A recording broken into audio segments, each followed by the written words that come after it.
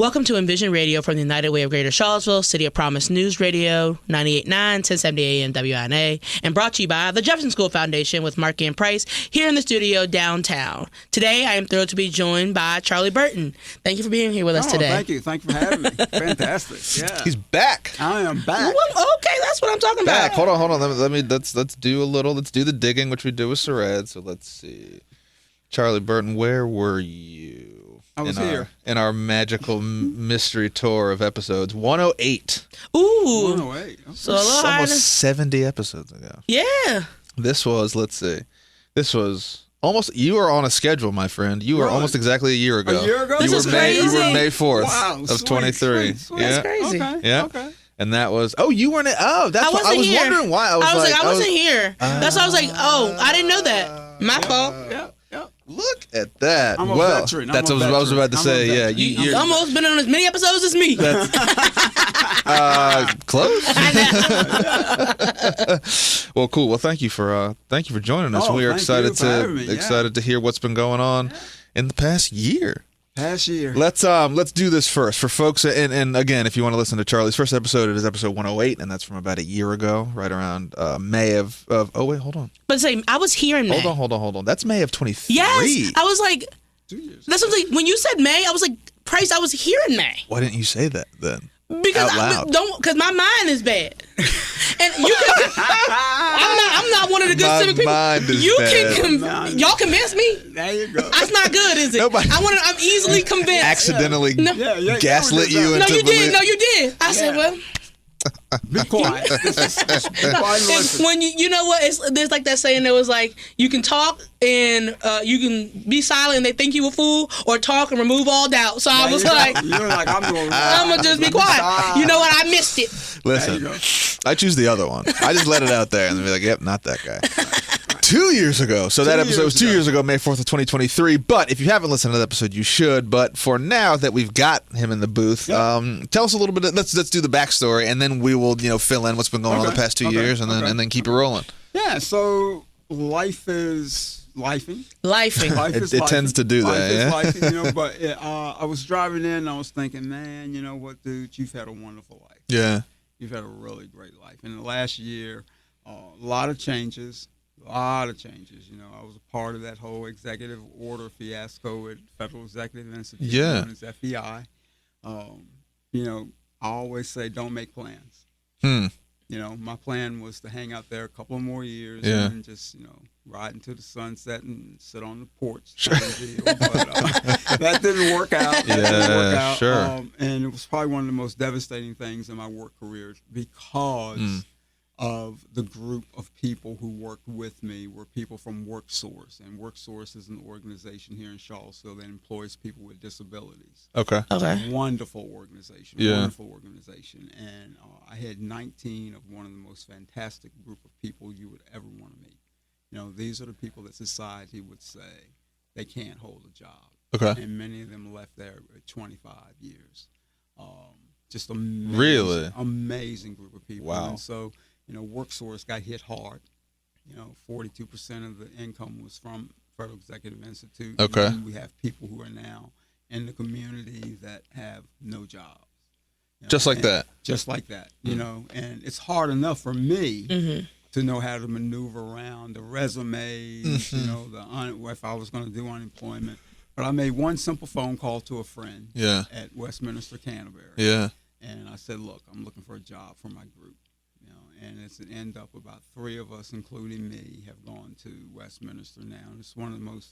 It was one of the most. That's crazy. Easiest, I feel like easiest transition. Sorry to pun. Transition. Sure, yeah. That was how long were you at? 6. It would have been 6 years. April 1st. What did you do? What were you doing there? I ran the custodial housekeeping. So FEI was this 88-bed campus, beautiful campus that federal executives would come from all over and come take a leadership class. And they would stay 2 weeks or a month at a time. A month? I didn't see. I didn't know. I didn't know what it was. I was about to say. I'm sure there's a lot of people listening that have only heard the last 3 weeks of FBI's history. I thought it was a bank. It's the column. So the columns in the gated bank. I thought it was a rich person's bank.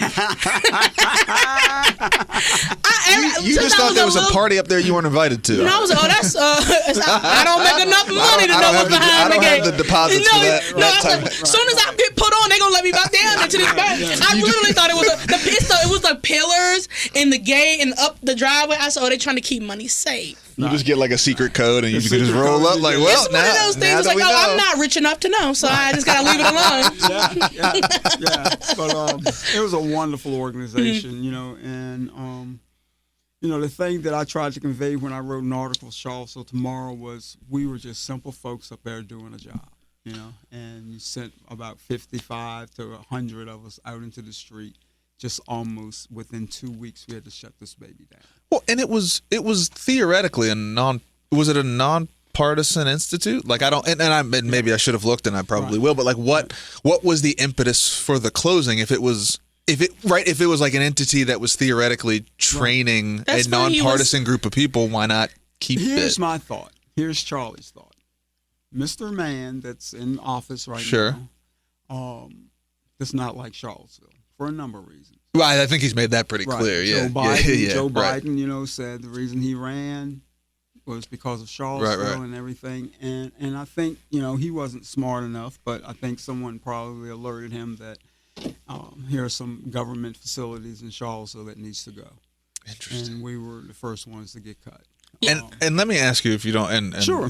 How does, because that is the kind of thing, what has been confusing to me, outside of a lot of other things that are confusing to me, is like the process by which that happens. Because we've seen this in other places where things have happened and then things have been walked back, or things that have happened that are just sort of like flagrantly either unconstitutional or illegal that kind of get hung up. But like this happened and it happened quickly. So like how does that work? Did you just like get a letter? Does someone just like give you a call that's like, hey man, like, that was the week that we had the snow, and what I would do as a manager, I had to stay close by, so I make sure that someone from Workforce was there to make sure the campus continued to run. Were there folks there at that time? Was it like stuff was happening? Yeah, stuff was happening. Okay. And so I was staying at the hotel up the street at Holiday Inn, and I get a text from one of the faculty members we had gotten to be friends, and she sent me a text and said, have you seen this? And I'm sitting in the lobby of the Holiday Inn waiting for the Uber guy to bring us food. Yeah. And I'm looking down and I'm reading this and I'm like, this can't be happening. Yeah. And then the buzz started. Wow. So by the next day, there's this big question mark. There's a class that's being taken place. We had to know that this was the end and continue to work as usual. And the one thing that I can say, from the housekeeping to the maintenance to the food, we left out of there with the place being pristine. Yeah. And as something that I would always say when we were getting ready to run a new class, it was ready for occupancy. Yeah. And so it was hard. It was hard to come in every day and try to motivate a group of people who now are looking at doom.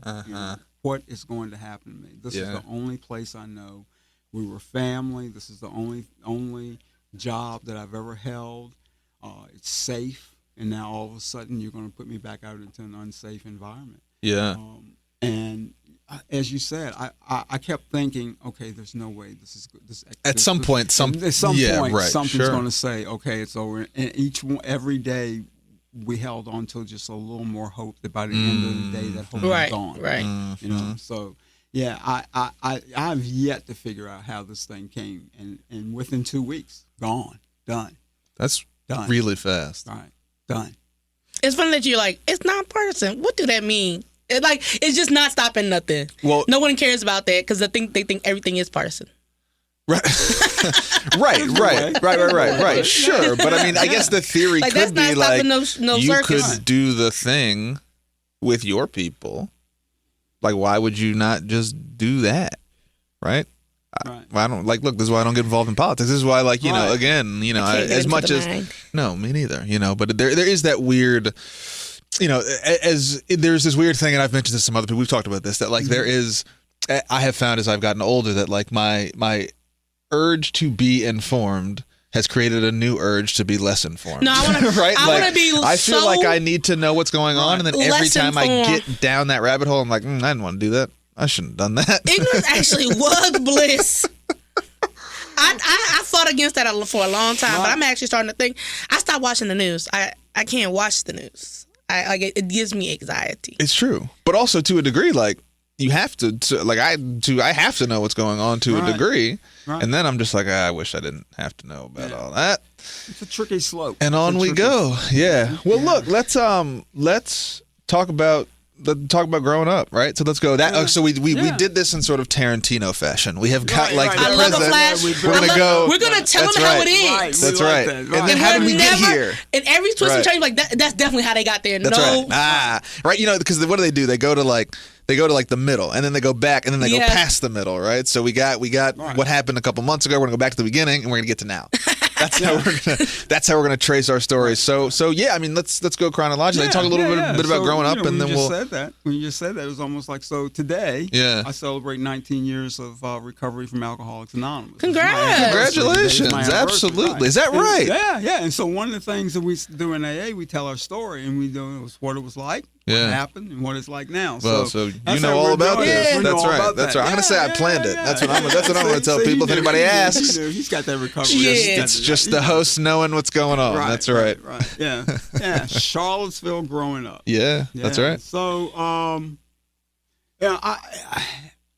had a lot of struggles, you know. Yeah. And what I try to do now in my life is I try not to live in the past, but don't ever forget where I'm at, you know.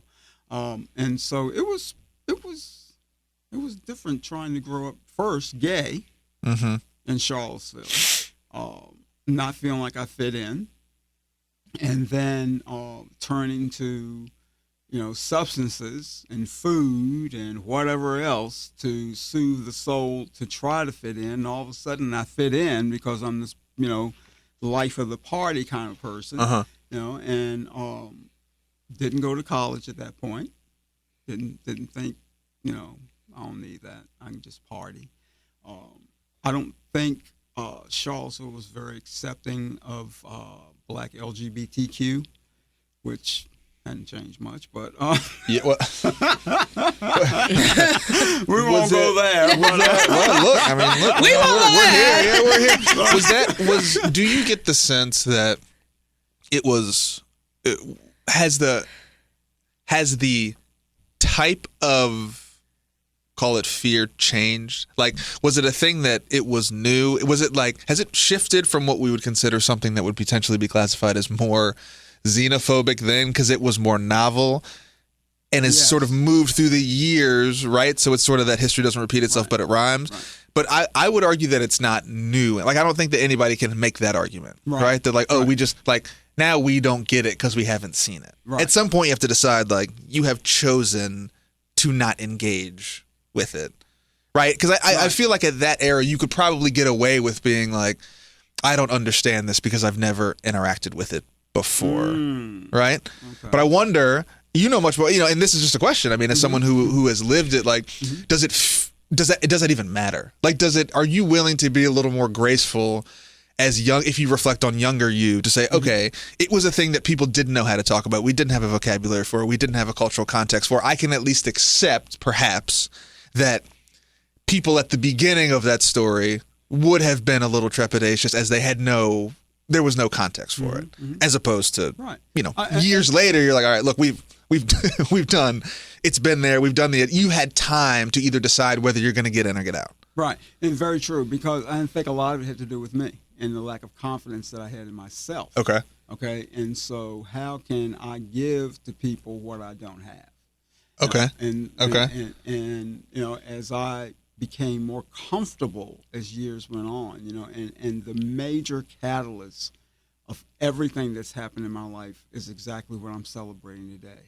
By stepping into the rooms of Alcoholics Anonymous and getting sober, and being sober for 19 years, and being able to each year be able to be more confident in who I am.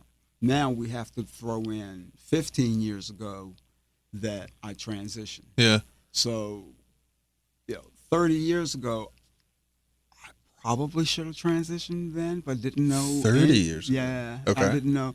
If anybody has my book, if you see the cover of my book, there's a kid sitting on this porch with dirty kid sneakers on, a baseball cap, and a sugar daddy, and you would swear to goodness that's a little boy. Okay. And I was 8 years old. Yeah. And so, being able to try to fit into a group here in Charlottesville of LGBTQ, which were predominantly white, Mm-hmm.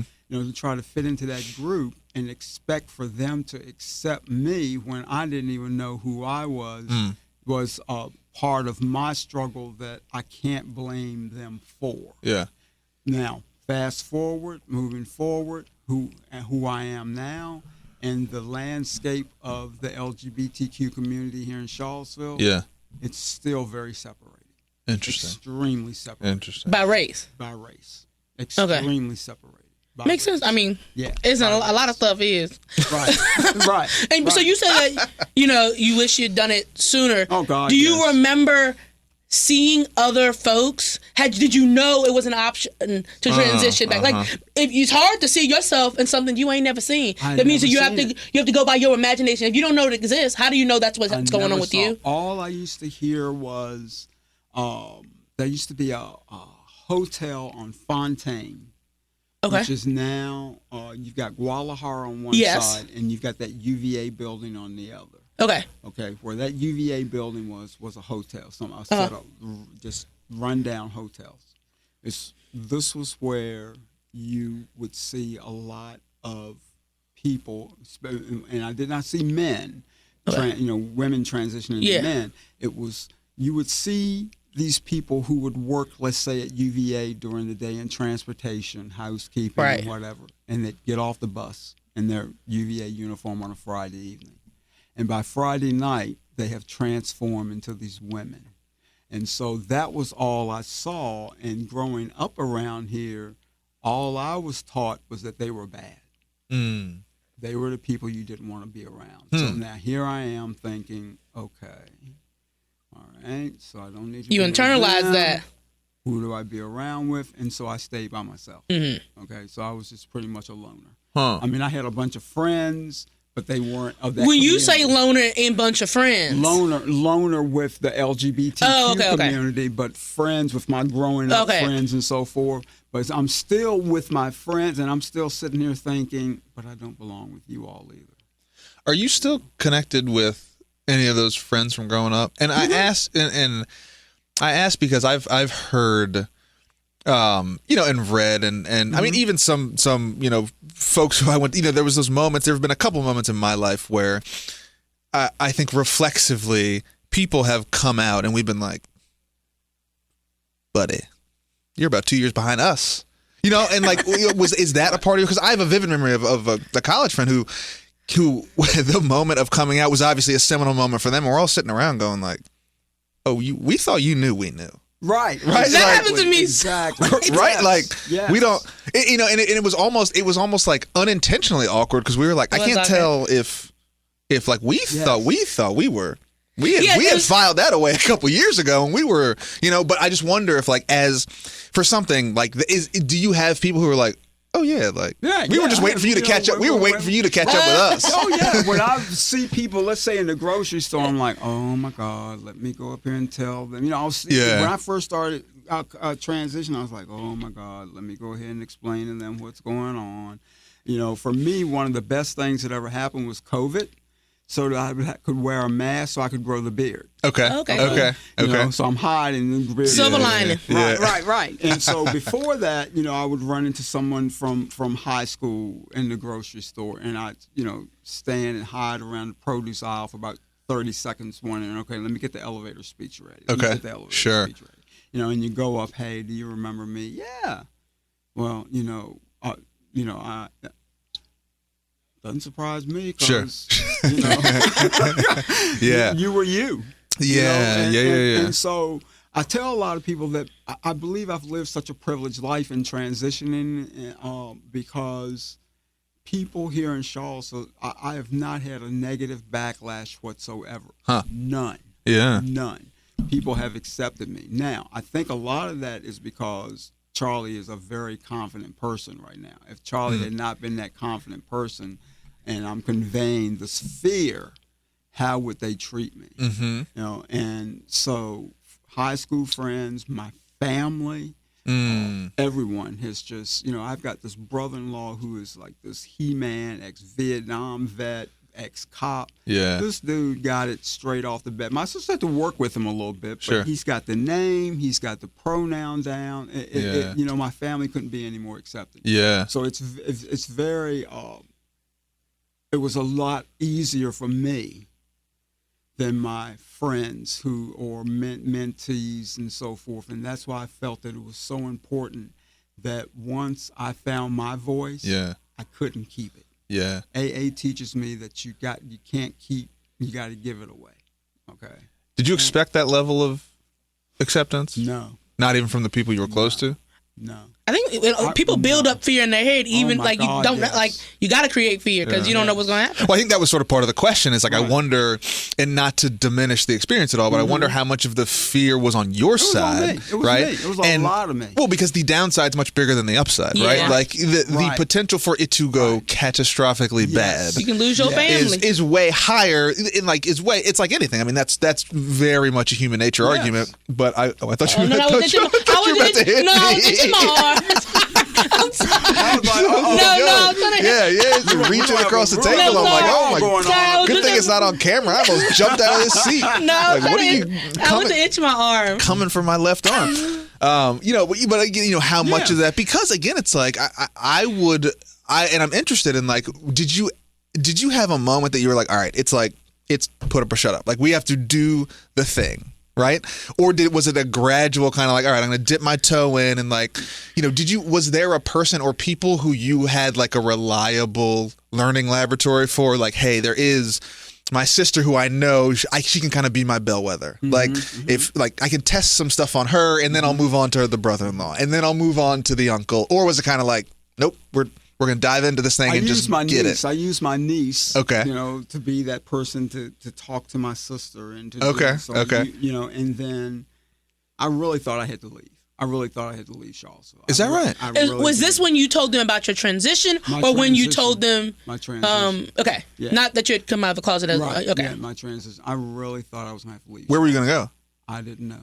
Really? I was just like, in order for me to be able to do this, I got to do this because I was in my head, it was just not going to go well. Okay. Yeah. Yeah. And I had just built this not going to go well. So I tested the people in AA first. Okay. They were fine. Well, of course, they were like, as long as you don't drink. Generally pretty accepting we group. got 3 kids on, we don't care as long as you don't drink, and so that was smooth. And then I used my niece to test the waters. Okay.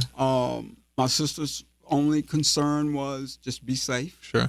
Are you sure this is what you want to do?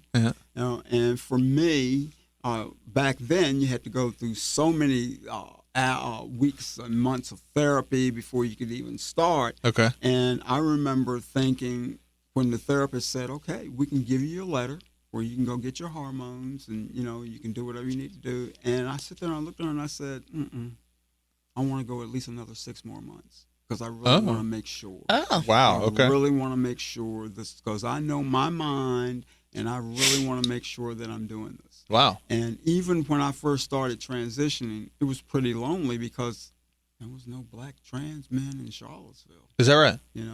Very few. I mean, I would have to drive to Richmond to go to support groups, and when I went to Richmond, I was 50 years old. Yeah. So most of the people that are sitting in here transitioning are 19, 20s, white boys, So I'm like, here I am again, almost like AA. I'm the only, whatever.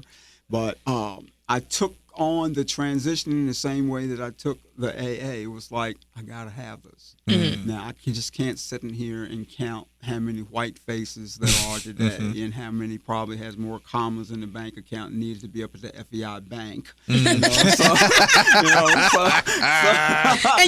still be a bank. We don't know who owns it. We don't know what's happening with it. It could be a bank. Yeah, you think that? Yeah. They can have the gold in the vaults up there. That's right. Just launched a new conspiracy theory. And it took me stepping out of my comfort zone. Now, I'm going to back up a little bit that when I was still a lesbian, I was dating my long-term partner who was from the Chesapeake area. Okay. And she was huge into the MCC church. which is a church for the LGBTQ community. Okay. And I would go with her in Virginia Beach and Chesapeake to this church. And I saw this guy. And every time I would go, this guy started looking different. And I'm trying to figure out to myself, why am I so fascinated by this guy? I've never been interested in men. And, you know, I've got this beautiful woman right here that's my girlfriend. And why am I over here obsessing with this guy? Did you think it was infatuation or like? What it was this guy who had what I wanted. He was transitioning from female. He was transitioning to be a male. And I knew even then there was something in me that just wasn't a lesbian. It just wasn't. And the relationship with my ex paid for that, because there was anger, not even anger. I was rageful. I was suicidal. I was depressed. And I'm 5 years sober. And I'm thinking, I thought they said if I got sober, life was going to be okay. But my mental status is worse than it was before I got sober. You know, back then I used to wake up every morning thinking about killing myself. And so, you know, I'm confused. I'm thinking I've got this life that's pretty decent now, but now I did a complete reverse and right back to being depressed, being suicidal, you know, just not happy. And she said, "Gotta go, buddy. I can't deal with this." You know, I'm expecting to come home from work one day and you're in the middle of the living room floor with your brains blown out. Right. You know, I can't emotionally deal with this. And we're best friends now, and she's living in Jersey with her wife, but I had to see that guy to make me see myself. And so as I started transitioning and started getting a voice for the community, I wanted to be the same thing. That guy never knew what he was doing for me. And that's all about what we do, right? We never know how we help a person until that person either tells us or they never tell us. Did you ever talk to that person at the church? I did, yeah. I was just about that. He and I are Facebook friends, and I'm actually headed to the beach this weekend, and I'll be able to see him because the guys are throwing a birthday party for me, because next Tuesday I turn 65. Hey! So they're Wow. throwing a pretty good, decent-sized birthday party for me down in the Virginia Beach area this weekend, and so I'll be able to get to see him, and he knows what place he has in my life. He's aware of that. Is that right? Yeah. How did that go? I mean, Was it before you transitioned or before you talked to him, or? So I had transitioned. Okay. And ran into him when I was at one of the functions down in the beach area. And I walked up and I was like, "Dude, I need to talk to you for a minute." You know, and I said, "I just want to thank you." And he was like, "What did I do?" Yeah, right. And he said, "We need to be thanking you for everything that you do for the community." I said, "But I would have never been here if I had not seen you and watched you follow your steps and who you are today." You know, and it's just a full circle thing. I think that's how it works for us. You know, we just, you know, that's the beauty of service. It's the beauty of service. I'm big on service. Yeah. If you're just jumping in, this is Envision Radio from the United Way of Greater Charlottesville and City of Promise, News Radio 989 AM 1070 WINA. Price, Markey, Charley, Burton here in the studio. And a big thanks to our friends and sponsors, the Jefferson School Foundation, the proud owner of the Jefferson School City Center, where education, innovation, and community engagement come together to build a brighter future. JeffersonSchoolFoundation.org. Did I get all that? Was that everything? Yeah. Yeah, man. Woo! All right, yeah, she didn't hit me that time. She didn't hit you this time. Yeah, that was better than before. So you didn't go to school at the time. Right. You did end up going to Morehouse. I did. What changed? And that is an I mean, that reaction, right? I mean, that is a solar system unto itself. Yeah. Talk a little bit about not only your experience there, but what led you, what led you to sort of go backwards to go forwards? Right. So I do a lot of speaking. And during COVID, everything was virtual. So I started speaking to medical students. And at the end of the question and answer, this young, little, cute African-American medical student asked me if I had any regrets in life. And so I said, I regret I didn't get sober sooner. I regret I haven't found love in my life. You know, I regret that I didn't transition sooner, and I regret I didn't go back to school. And so in the private chat box, she comes in, and she says, can I answer those 4 questions for you? And maybe this can help you some. And I was like, certainly.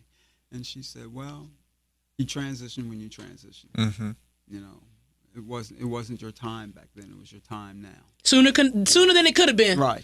She said, you know, same thing about getting sober. You got sober when you got sober.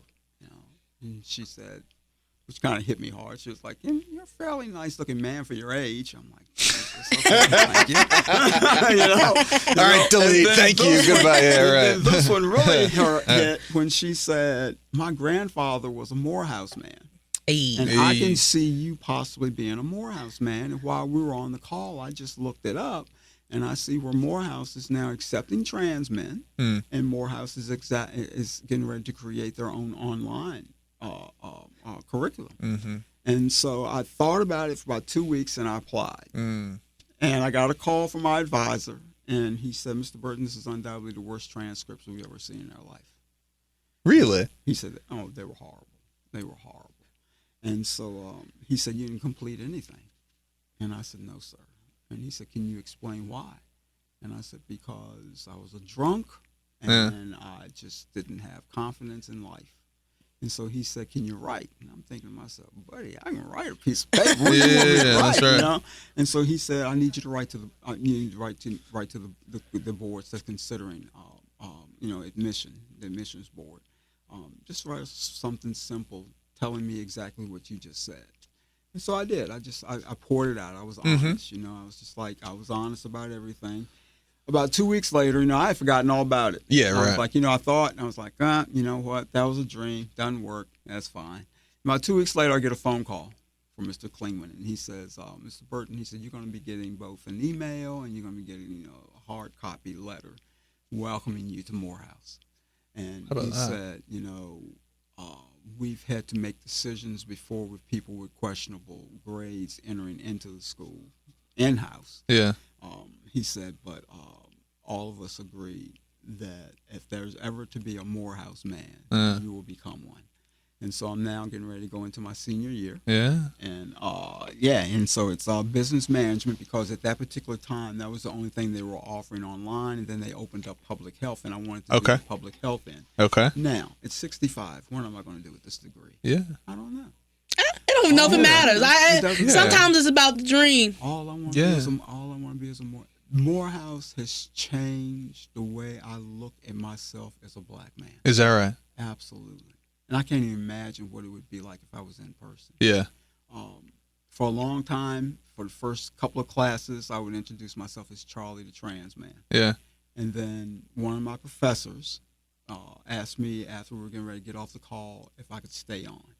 And I said, "Yes, sir." So I stayed on, and he said, "I want to commend you for everything that you've done in life, but you are more than just a trans man." Huh. And he said, "If you want to continue to introduce yourself as that, that's fine." He said, "But what you need to introduce yourself is a man of Morehouse until you become a Morehouse man." And that, when I got off the call with him, I realized, you know, I'm not hiding who I am, but who I truly have become is just a black man with a trans experience that's just maneuvering through this world, doing the best that I can. See, that's when he started that, I was like, you know, I was thinking the same thing as the professor. Right. Were you? Yeah. So, okay, it brings to me this question, and it's a question for you, it's a question for you, about identity, right? Like, how do you guys individually feel? What are the most salient pieces of your identity, or are they sort of net equal, right? And how do you think about? Because I think that's a very interesting take, right? I agree wholeheartedly, but I think you can make a cogent argument around, like, if that is the most seminal piece of your experience, right? That is what you've built an expertise in. You know, it's what you've built at least part of your reputation on in your writing, and it is most certainly like an incredible story and something that you can share with a community that I certainly have no experience in, that Marky has no experience in, right? Like, that is, I think, unarguably a touchstone of your identity. I think you could also very cogently argue that you don't need to over-index on that because you are also 45 other things, right? But that is the question, is like, is there, and from your experience, thinking about, I think we often, particularly as minorities, lean into the minority parts of our identity, partially because it's how we look, right? But it's also because I just like it. Right? Right. But there's also that argument too of like, well, why are you always talking about all this black stuff? And I'm like, because I'm black, man. Like that's my thing. Like why are you talking about sports stuff? I'm like, because that's my thing. Like that's I'm only good at like 3 things. Just let me be good at the stuff I'm good at. But I just wonder, is there a way to, I don't know. I mean, how did you feel about that? I mean, clearly it was inspiring, but I also wonder if like, is there a way to be like, well, no, I mean, that's a huge part of what this is. Mm-hmm. Yeah. What I thought was, it was a hard pill to swallow for a little while. And then what I came to the conclusion, I needed to be Charley, the trans man, Charley, the black trans man, when I needed to be. Okay. And as my life evolves and it gets richer and better and stronger, the most important thing for me now walking in life is to be Charley, the man. Okay. And who happens to be black. And like you, I love my blackness. I adore my blackness. I am confident in my blackness. Yeah. How important is it for me all the time to, hey, I'm Charley, I'm the trans man. Yeah. I did that for so long and it helped people, but I think what helps me is that I wake up in the morning and I look in the mirror and I look at the confident man that I have become. Mm-hmm. And all the different facets that was able to make me into that confident man happened to be because I transitioned, happened to be because I got sober. Because I'm not running around saying, hey, I'm Charley, an alcoholic. I only do that when I'm in AA and I'm speaking, everybody says, hey, Charley. Okay. So how important was it to me to continue to keep that? I always have the label, okay? Mm-hmm. I think, correct me if I'm wrong, like, if people don't know you, they don't know. Yeah, no, they don't know. I wouldn't. Right. And so I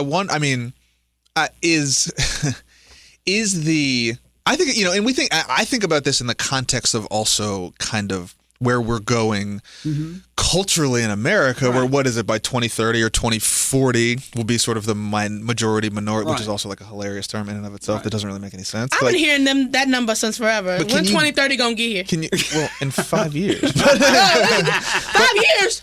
Oh my goodness. Yeah. Okay, it didn't take that long. What are you doing over there? But again, like, that there is all that, like that the color of that person, the shade of that person will be lighter than all 3 of us, right? But there will be this a bit like what does passing mean then? And I guess in this context, like, what does that mean to you? Because you can walk into any room. I can walk in any room as just Charley and nobody knows. Right. Is that good? Is that bad? Are you happy about that? Do you? And so I guess I think the part you are, because I think the part of that conversation is like, if you don't lean into the fact that you're a trans man, you don't have to be anymore. Right. And do you feel guilty about that? Do you think that matters? I mean, it'd be interesting to hear. That part. Okay. I played that part, and the part that I played for that was to help myself and to help others. Okay. And so now, for me, the important thing for me to do is graduate. Sure. Keep a job, and be a good man. Okay. And so I don't have to continue to keep that label of transness in order to walk that path that I'm walking now. I know I am, and there are people who know that I am. Mm-hmm. But you're right. I think for me, being able to walk in a room and nobody know it's okay. Mm. It's okay. It's like Cheers. What? Yeah. Everybody knows your name. Right. I don't need for everybody. It was an old show for people. I know what Cheers is. I know what Cheers is. It also used to come on super late. Yeah. At night. There's this thing called cable TV before streaming stuff. You had to watch it at the right time. Right. Exactly. What do you think about that? I mean, what sort of in the. And again, I understand both points, but I think the professor had a point. It's like, you're so much more than that. Right. And I do understand even like the first day doing it, even the 5th day. But I think after you've already mentioned that and how powerful that is to people in the room. Because I think mentioning it is important because there are people in that room who needed that. Right. Who did need that, to hear that. Because whatever, you could have been the person that you saw at that church to someone there. Like seeing you, an older trans man, it's like people do need that. But I think, moving forward in that space is like, I'm here to learn as a Morehouse man or a Morehouse man of Morehouse. And I think moving forward, like, you're always going to be the trans man. So it's like, why not just be the man today? Right. So my question, I think there are a lot of things, a lot of my identities that I don't like. I'm not saying them constantly, that they're still important to me. Like what? Do you mind if I ask? I'm just saying in general, like. Well, here's what I'm asking in the context of, because I think the story you told is really powerful. Of there was a guy who didn't know you from a hole in the ground, who theoretically changed your life, right? Because he was leaning into that particular piece of his personality or his identity, right? And you said the same thing of like there are very likely other people in a different era or space or level of confidence who, without any interaction with you, because of either what you said or did, were able to identify with that and say, oh, there is light at the end of this tunnel, or there is a cultural context for this thing that I'm feeling and can't vocalize, the ABC, XYZ. Right. And so I wonder, and I'm not saying it is your responsibility to do that, certainly, but I wonder if you feel that as like, part of your ability to walk confidently as a older, experienced, successful trans man is to help reinforce that to a younger generation. But the further you lean out of that, someone who's in that space might see you and just be like, oh, that, like, they might not know that. And I think that's hard because it's certainly not your job. Right. But it is certainly an experience that you have had reflexively of, had that guy not been there, the story might be different. And so that was a really confusing roundabout way to say, like, as an identity experiment, for people who have done certain things or overcome certain things, is there at least a little bit of it that's like, is that a little bit of the pay it forward, right? And the further you lean from it, do you feel a little bit like, well, it might be the best thing for you, certainly, but do you owe a little bit of it to whoever's coming next to stay in a little bit of that space so they can see you and be like, okay, cool, I can also take those steps. Right, and you just hit the nail on the head. I still stay a little bit in that space. Okay. And the way I look at it, the young men that I've mentored are the me that someone mentored me. Okay. And then you just take it on down the line. Sure. And it was like maybe a couple of months ago I woke up, because the reality of kind of going back into the FEI thing, the reality is I probably would have lost my job if FEI had stayed. Really? Because I was, all of a sudden, I got an email that said, we need to do a reclassification with you. Of what? So I was of your level of position? My background. They were going to be doing a background check again. Really? And I really firmly believe, and we had talked about this before any of this executive order went, was there was a little bit of worry that, they're going to come back and say, you're trans, and we're just not going to give you government clearance anymore. I had in the back, I just had this gut feeling that they were going to come after me because of the transes. And so when that, and then I guess I was saved by the bell where they sent all of us away. Right. I started thinking, I'm getting tired of being this trans advocate. I have done this now for about 14 years, and I want to just enjoy and live life. I'm so close to graduating. Yeah. I landed back on my feet so quickly for a job, even better than what I had. And Charley just needs to chill out. I wonder if a lot of advocates feel that way. Like, God, this is course. every day so I'm much work. Yeah. My whole life is work. Oh my God! I'm tired. Yes, we just and an eye opener for me was last December.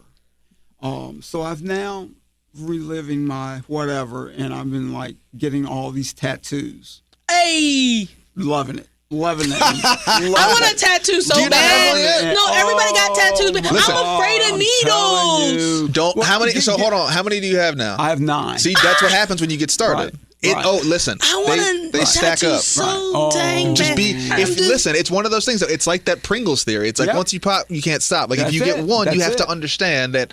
I don't know anyone with one tattoo. I can just feel it. More coming. Yeah, more coming. So I'm coming back from Lynchburg with the guy who does my tattoo work, great artist.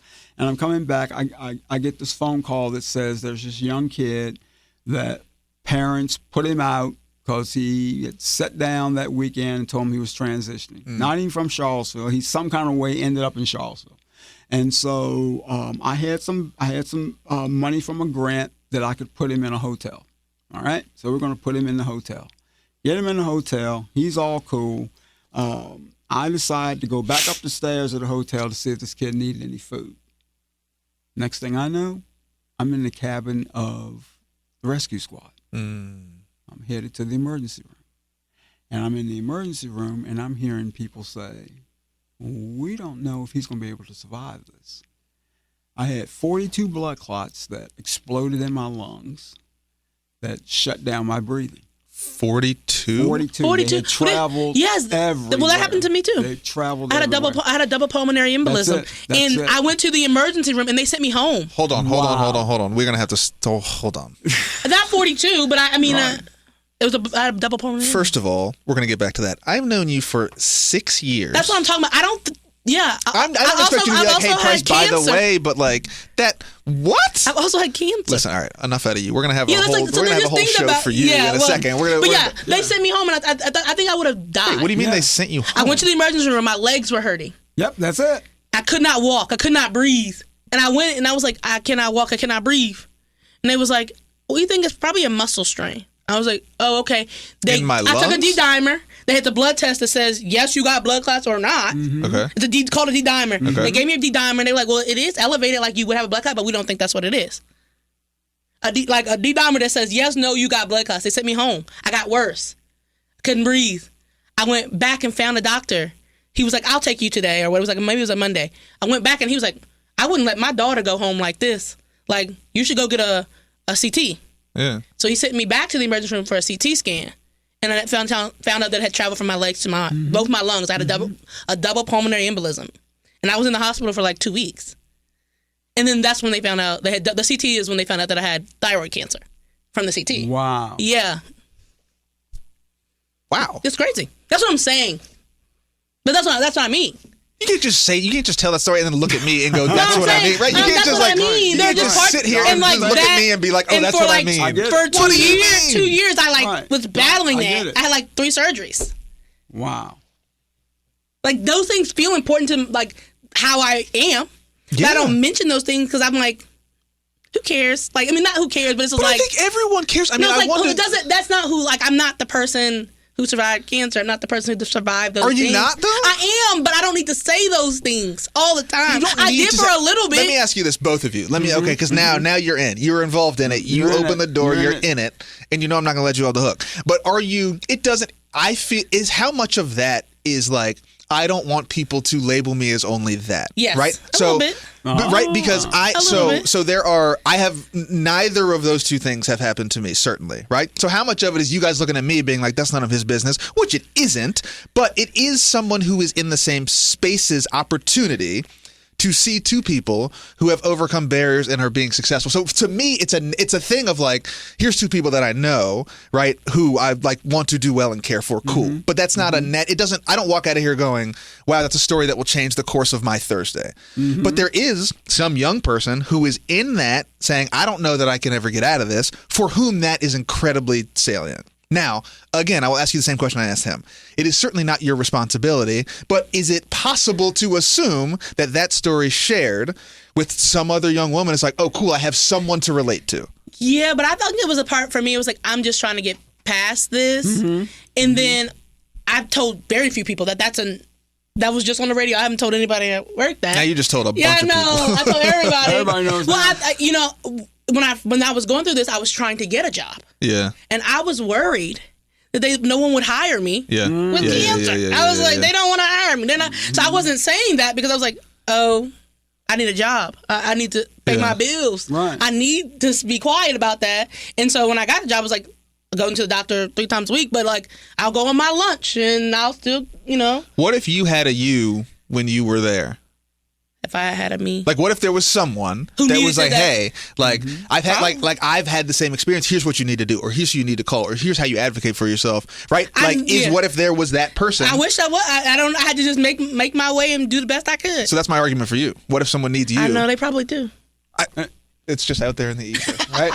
But okay, yeah. Yeah, I got a question. Wonder if you would have had better care if you'd had insurance at that time with a job. So yeah, I didn't have a job, and I was but I was under 25, so I was on my parents' insurance. Parents, okay. Yeah, okay. and because you don't have a job and you're practically homeless, you can get scholarships. Okay. So gotcha. So it was a lot of money. But yeah, the scholarships helped me for every surgery that I had that year, for those 2 years, whatever. Yeah. Okay, we'll come back to you. Okay, so first of all, that's way too many blood clots. Yeah. But how does that? So the night before, your legs were hurting. Oh my God, they were. It was hurting. it's crazy. Yes. But is that this is? Oh, you've had leg cramps, right?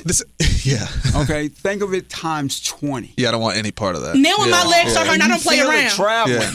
You feel it traveling. You feel it going up your leg, and the next morning I'm almost feeling like I've ran a marathon. My thighs are hurting so bad, but I went to get that tattoo. Yeah. So I come back, I pass out, I'm in the hospital. They had to go in through my neck door. Anyway, I've shared that story in that I was in intensive care for about 5 days. Yeah. And while I was in intensive care, I was thinking, I need to just start taking care of myself. Huh. I need to start.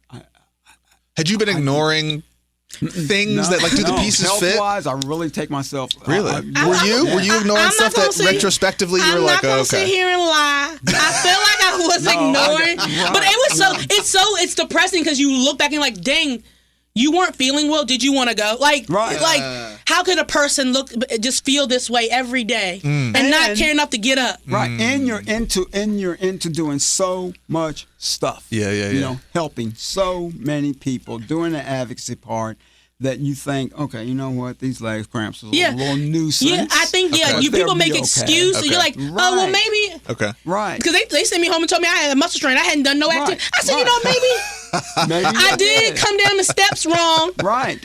Again, I'm easily convinced. I mean, I wasn't convinced because I went back. I went back because Yep. I was like, okay, like maybe I'm just tired. I'm tired. Maybe I'm out of shape. I was like, maybe I'm having a hard time breathing because I'm out of shape. Yep. Like it was just I was making excuses for why I felt bad. Okay. And I think people do that. Like I think a lot of black people do that. They're like, I don't need to go to the doctor. I just stay here. I'll get a little better. Exactly. Right. Yeah. Did the kid call the ambulance? No, I never saw the kid. Really? What? I couldn't tell you to the day what that kid looks like. I never made it to his room. No way. I got the kid. I got the kid at the hotel. And then you fell out. And I fell out. And I can tell you to the day, I don't know his name. Nothing.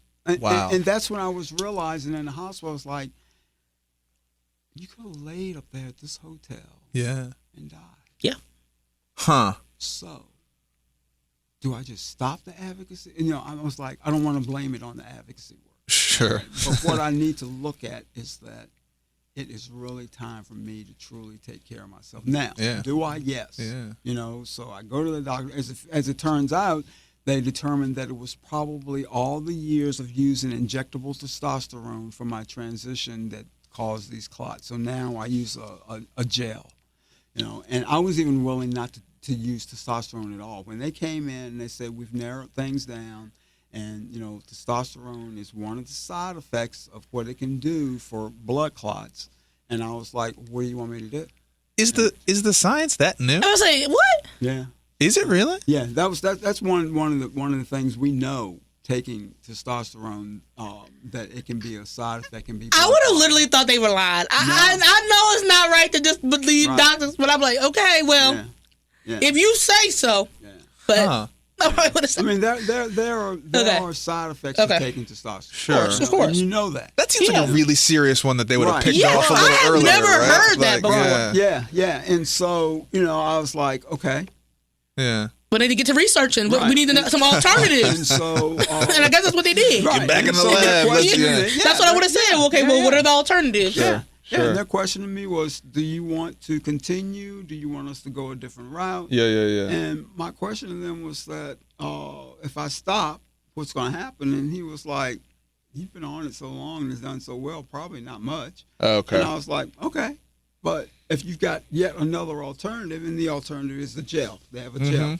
And so I did that. But I'm laying in this hospital, and I'm thinking, it's time to take care of me. Yeah. What do they say? Your best ability is availability. Right.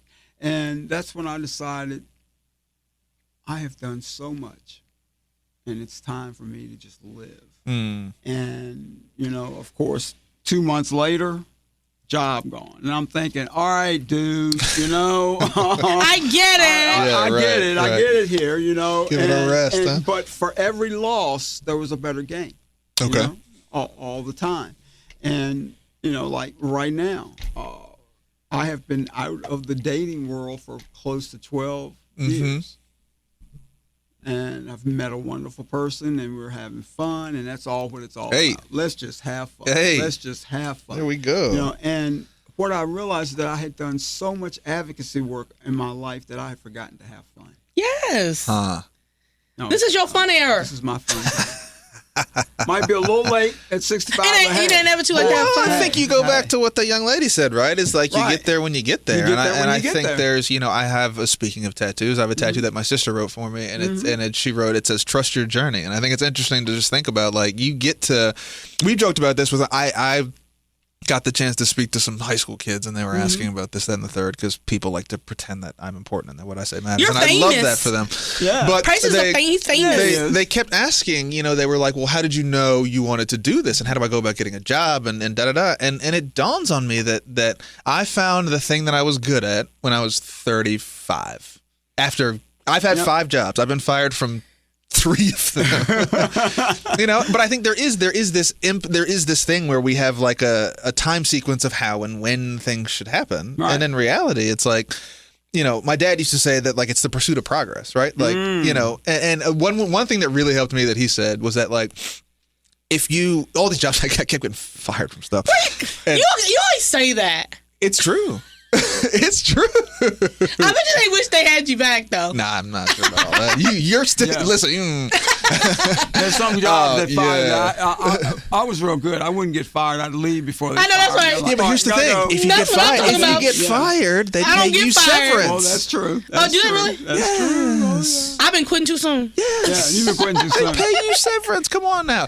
But it is really that thing of, like, what did you learn from that experience, right? Because then you start to figure out, okay, here's what I'm good at, here's what I like, here's what I rock with, here's what I don't. And I always thought that was interesting because I used to think of it as like some total loss. Right. Like, well, I crashed out and I got nothing from it. Right. Instead of reframing that and be like, well, what about that do you apply to the next thing? And I think that's a really interesting story for you of, like, you could look at that story 2 ways of, like, oh my gosh, like, he was an alcoholic and he didn't go to college till he was in his 60s. Or you could look at it as, like, the way things worked Right. to bring you into a place Yeah. where you've had a massive influence over a ton of people. And what I would argue is an incredibly rich experience that you might not have had if not for those moments. Right? And so I just think it's really interesting, and hopefully people are able to take from that, like, there's not a way to do it. And there's not a time for things to happen. Like, let's assume you went to Morehouse when you were 20. You wouldn't have made it. You weren't ready. No, I wasn't ready.